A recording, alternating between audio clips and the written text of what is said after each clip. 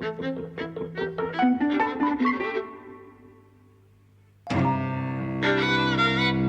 and welcome to Eavesdropping at the Movies. I'm Mike. And I'm Jose. And we're talking about news of the world today. Yes. Mike's choice. Yes. I want to get that clear. Well, so, I've been looking forward to this, I guess, since I saw Tom Hanks talk about it on Stephen Colbert, The Late Show. And it sounded interesting. And there'll be spoilers coming up. Yes. We're going to spoil the whole film. Lots and lots of spoilers. It's about this guy in the post-Civil War period, 1870 I think it's set, played by Tom Hanks, who goes around the Deep South, Texas, literally reading the news to people, like almost as a stage show. So for 10 cents a pop, you go there and he reads the newspaper to you. And I think I got the impression from the interview that this was one of these kind of unknown jobs that we don't know today, but actually was quite widespread. And then I was also reading an interview with the novelist on whose book this is based, Paulette Giles, who was saying no such thing. She was saying that a friend of hers said that their great-great-granddad did this, but it was just like this one-off thing. No one else had ever done this. And so she had to kind of invent this whole backstory as to why someone would be doing this. In the film, it's because he used to work for a newspaper place, a printer went under, and he found that this was a way to make money. It's kind of an interesting sort of hook, I thought. And so I was looking forward to seeing it. And also it's directed by Paul Greengrass, who's a director whose films I really like. And Captain Phillips, which he'd made with Tom Hanks, I thought was cracking. And then this starts, and immediately I'm thinking it's just cliche after cliche. And then it won me over for a bit, and then it lost me again. Where did it win you over? It won me over when he goes off with the girl and the shootout starts happening. The shootout I thought was a good scene, and the relationship that starts to develop with the girl I kind of enjoyed. But it drops again and gets, and especially by the end, it gets so saccharine. I think none of it is good enough. So I think the scene that you mentioned, the shootout, is interesting. I mean, it's basically these men who want to buy this young girl, 12 years old, as a sex slave, basically, to have their way with her and then to sell her on to other people, basically. That's, what's implied. But, it's never made horrific enough or disgusting enough and then when they do have that shootout, it's not exciting enough. It's not like sharp, it's not as sharp as it could be, really. No. So I mean, you could see where it's coming from, you could see what it's trying to do, and you could also see the various ways in which it's failing. And that's like a summary of the film. Yeah. I mean, for me, the greatest criticism that I could have of the film, I was thinking at one point, this is not even as good as a James Mangold film. Because I was thinking specifically about 3:10 to Yuma, which was a remake he did of a film from the 50s, I think. Which I rather liked 3:10 to Yuma, but it's a film which has... I've never seen it. It's got a reputation. Yeah, I suppose it's an interesting comparison in that it's a film that really, really relies on its stars, and this is such a star vehicle. This is all about Tom Hanks. Yes. And 3:10 to Yuma was all about Russell Crowe and Christian Bale, and them playing off each other. But I think I've said before that I always feel like James Mangold makes a film about 70% as good as it could be, and this has that feel to me that there are, there are, like I say, it's cliche after cliche after cliche, and when we paused it to go and get a glass of water and we saw there were 40 minutes to go, it's 2 hour film. You said, God, 40 minutes, and I said, how many more cliches can there be? Ugh. There'd already been so many. Well, there were a lot more to come. There were. And in principle, I don't have a problem with that if they are done well, and they weren't even that. It is really by the numbers. But I want to ask you, because I can't quite figure it out yet, so maybe you can help. What is it about? What's the point of making this movie? Yeah, I was wondering that. I was thinking, what am I supposed to feel? And I suppose in some sense it's kind of obvious what I'm supposed to feel. Maybe the question is more, why aren't I, or why should it be interesting to feel what I'm supposed to feel? I thought it was going to be initially about a Trump era thing about the news and accuracy and reliability and the power that a reliable press has to move people into action. Or so I thought it was going to be something like that. It turns out not to. I mean, there's an incident about it, but that's not what the film's about. It's just one incident. I thought then it might be about Trump culture, about, racism and the cultural divisions. And again, it has an episode of this white supremacist in the South who's exploiting, blacks and Mexicans whilst trying to eliminate them. Yeah, even that's kind of more implied than told. But that's kind of an episode. And you think, well, how do these episodes build up? Because, the whole film is about, or has as a setting, a civil war that changed people's lives and that made people feel cursed by God, right? That's the overall setting. But you think, Tom Hanks is about 40 fucking years too old to be that person, right? Yeah? When he says at the end, we never had time to build a family or whatever, you think, you're fucking 65. Why have you waited so long? Right? I think it would be different if it was like a 35-year-old who'd come after 5 years of war, or a 30-year-old who'd come after 5 years of war. And those would be the people, who'd be fighting the rich man's war, as they say, not like some 60-year-old guy. I mean, I just kind of didn't get it. I thought, what's the function of the young girl in the film? So, she's somebody whose parents were murdered, and then she was taken over by another tribe, and then they were murdered. So, but actually, how are you meant to interpret that character, right? I think you're supposed to say, don't adopt this little girl. It's a horror film. She's a curse. She's the Omen. Satan's child. I got the hook of the kind of question about that little girl, because right at the start when you meet her, she's Aryan, right? Blonde haired, blue eyed, and yet she's speaking a Native American tongue. Yes. So you're wondering, what is this little girl's story, right? This doesn't make sense. Yes. And that question is answered, and it's a mystery solved, but it's not answered very well, and it's not posited very well, and also I think this is like a COVID film in the sense that the guy can't think clearly. You know how with me, if you're thinking about 35 things at once because you're not going out and you're on Facebook too much, so your mind is whizzing.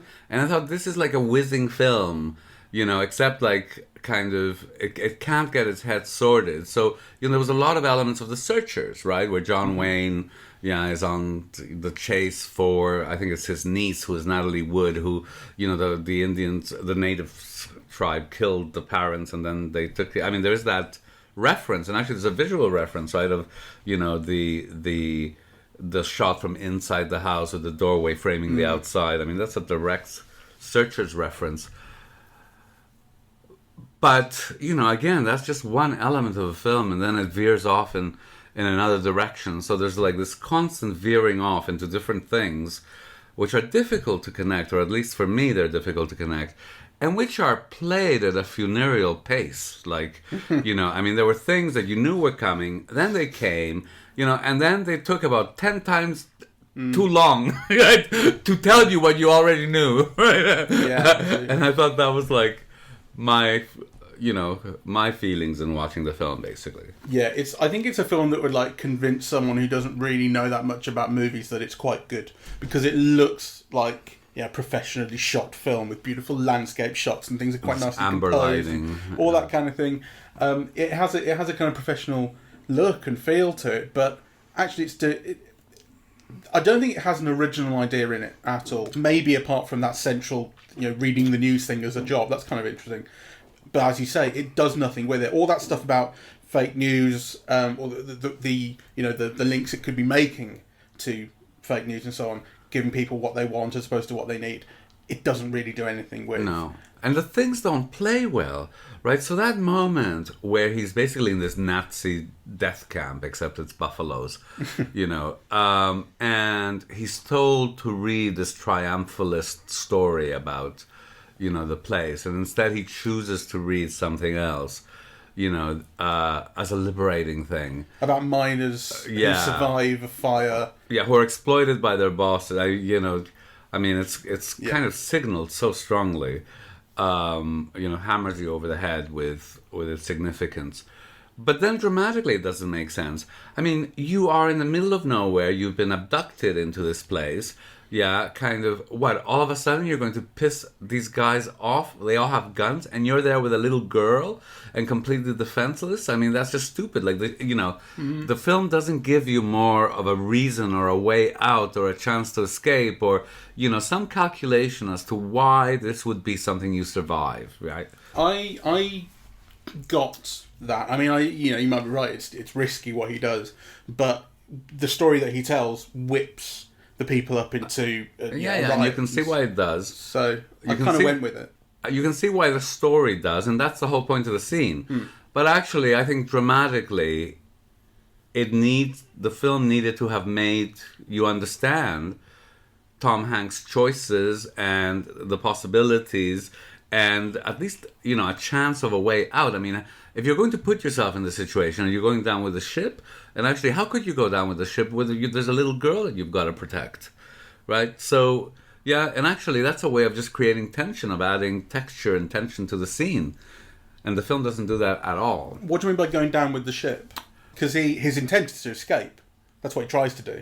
But the film shows you that there's almost no escape, right? They're in the middle of nowhere. They've been brought in by this gang. They're now surrounded by all of those people. So what's the way out of that?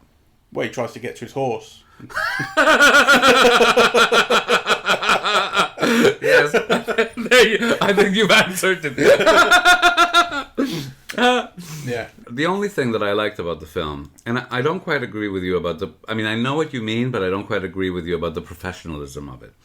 Because actually I think, none of the things are shot in what I would consider an ideal form. So, for example, I hated the beginning where you have these extreme wide-angle shots where the edges are distorted, right? That's how the film begins. You think, okay, well, what idea of the Western or of 1865 or, what is this world that it's setting up? Is that meant to be significant or poetic or meaningful?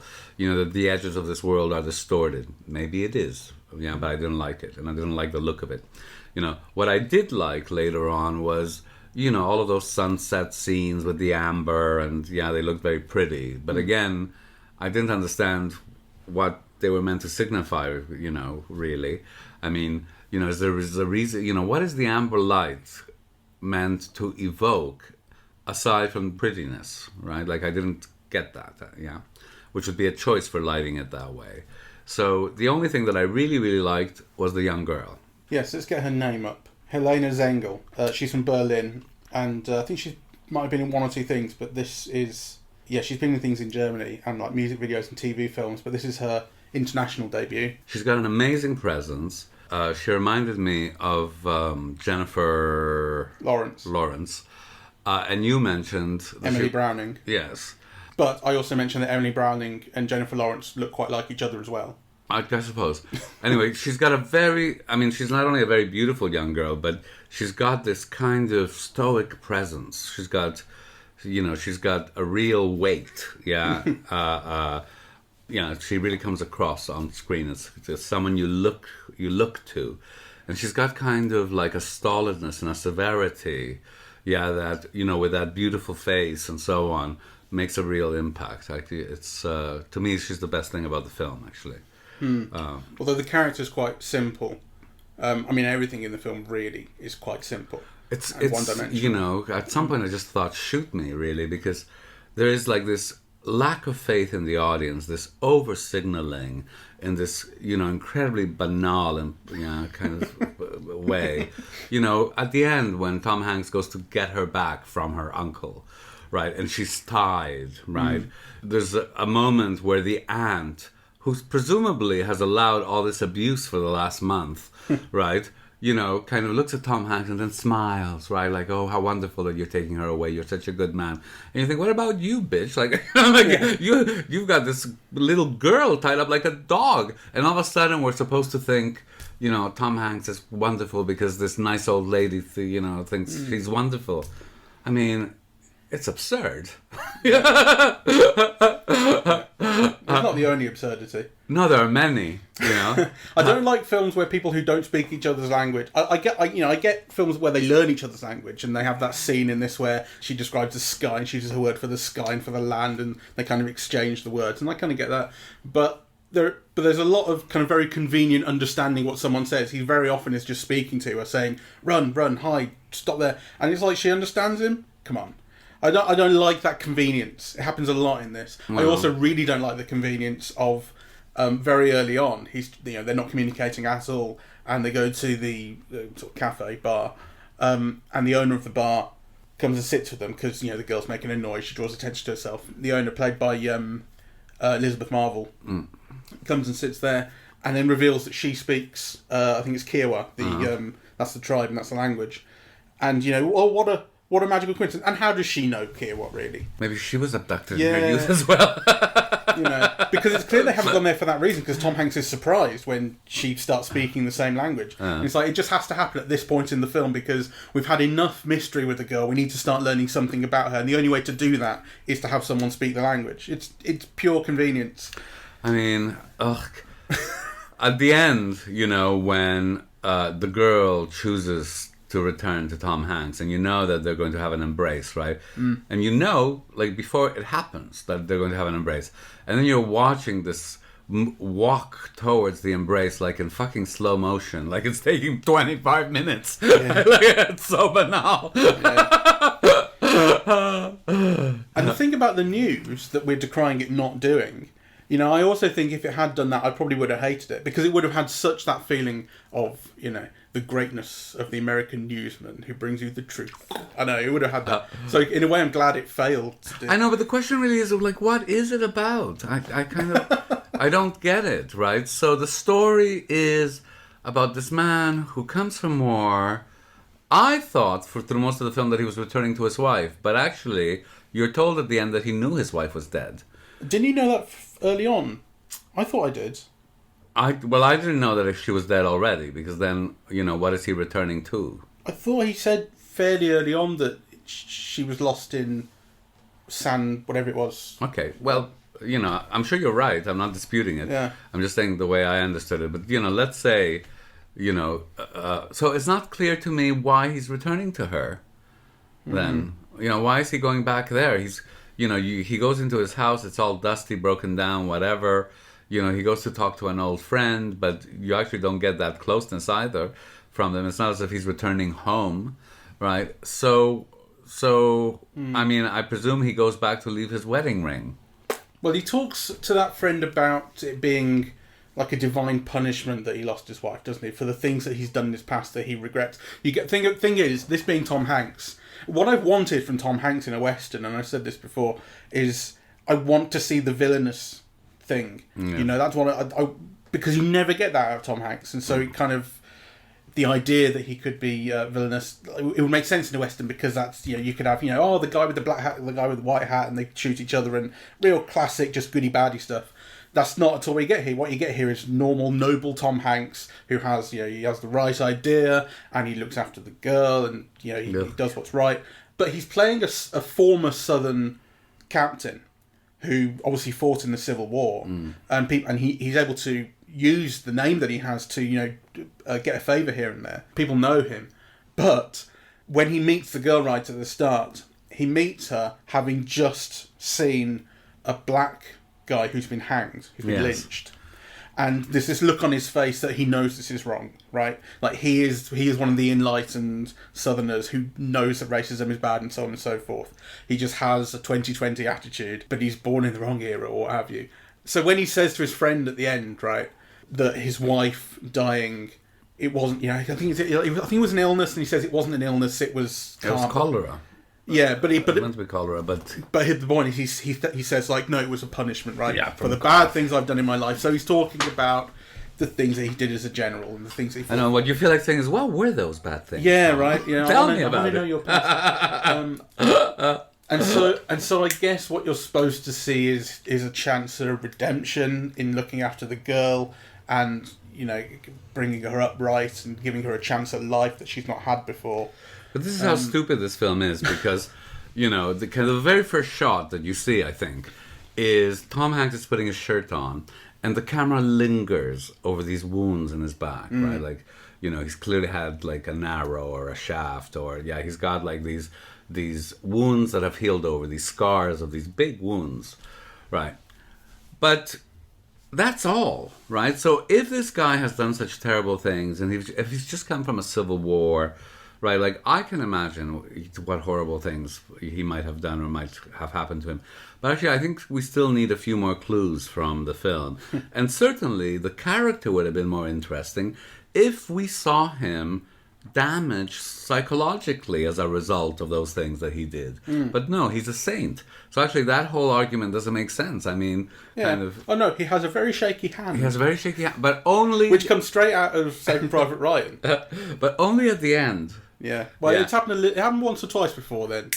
Right. But the camera didn't linger on it the way that Spielberg's did in Saving Private Ryan. But you see, I thought the thing about the shaky hand was he'd just done something traumatic. I don't know whether he'd shot a gun or he'd killed the last person or whatever. Yeah. And his hand was shaking. So you just think, okay, it's shaking because he's nervous. Yeah, I mean, I totally agree with you. It's not sold properly. Like, it came across to me as, oh, he's old. Yeah, exactly.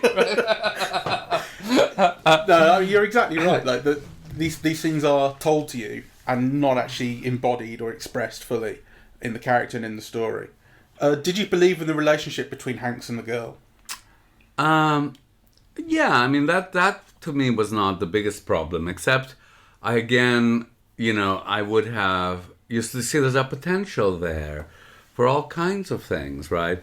That I think are misjudged. So at the end, in a triumphalist moment, he introduces her as his daughter. He says her name is Joanna Kidd, right? So the implication is, that she's now become his daughter, But, I mean, here's a guy who's just lost his wife, who's got no children, right? Who's lost his business, who's suffering, from the aftermath of a very horrible war. I mean, and who's old, right? Like, I mean... So, I would think, like, you could have shown some things about his own fears. What's the future going to be like for me? So it's not just this poor defenseless girl, but also, maybe this poor defenseless girl will provide me with, company and support during my old age, or, a kind of a need or a lonely... I mean, you get none of that in this film, really. No. I will defend the shootout sequence, though, because I did enjoy that. You're right to say that it's not as good as it could have been. Yes. And the characters are kind of flat, but the way it uses height advantage and it swaps it around. So at the start, Hanks has some advantage in that he has the height, but there are 3 of them and only 1 of him. And then by the end, it turns it around, so he's hiding underneath the rock, the guy's on top. And I like the way that was kind of conceptualized and shot. There was some smarts there, some planning that I liked. Although there's no question, there's no question in your mind about how it's going to go. No. Tom Hanks is the star, and this is fairly early on in the film as well. That there is no chance that there's something's going to go wrong in this for him. Let's think about it chronologically. So after he meets the girl, what are the conflicts that we see? So first, there's the conflict with the army itself, right? He goes to return the girl, to the army post, and they say no. What's the one after that? I think that might be the rapists. So, okay, then it's the people who want to buy the girl from him, and he refuses that. So, there's like a sexual, moral element to that. Then the one after that? Is after that the sandstorm? No. No, after that... After that is the white supremacist Buffalo... Town, yeah. Yeah. After that is the sandstorm with the Indian tribe coming out of the sandstorm. Yeah. After that, it's family. Yeah. And after that, it's home. I'm just trying to think if there's something you can extrapolate from that. It did kind of feel like the film is sort of trying to throw everything at these people that they can. And maybe there's an element, like you said, there's a sexual threat at one point, and there's a racist threat at one point. To be fair, it's not racist towards them. They're not hated by that guy because of their race. They're white. But they are hated because of their disobedience and their it's refusal a totalitarian place. Right, their refusal to adhere to the big lie in that town. Yeah. And then when it gets to the sandstorm, I guess you could say there's an element of even the weather wants them dead. You know, maybe that's what the film is trying to... Right? You know, maybe the film is kind of trying to take these elements from different sort of thematic dimensions and throw them all over the characters. Those scenes lack skill, basically, and poetry and imagination and everything of the utmost banality. If you think of what someone could do with that sandstorm, right? You know, and then kind of, you know, the Indians on horseback, that could seem really threatening. It's what they've been escaping, right? Because, you know, there's a suspense thing put there. They know we're here, says the young girl, right? So, like, I mean, that could have been transformed into something visually, right? You know, no, it's like, you know, they appear in the most prosaic manner possible as soon as the sandstorm dies down a bit, right?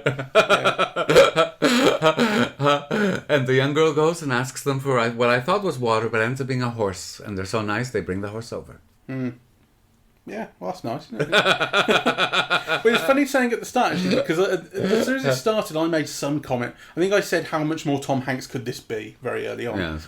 And you said, it's nice to see someone being nice. Well, that's my feeling about Tom Hanks, because I actually love Tom Hanks. But it's not a role for him, really. I mean, you know, you were saying he has no threat, which is true of most of Tom Hanks' roles, actually. I've never seen him being threatening. But he's certainly able to bring, like, deep humanity and great humor. I mean, there isn't a laugh, and there isn't much tension, and there are no laughs. You know, so what you get is, like, the dull version of Tom Hanks being nice.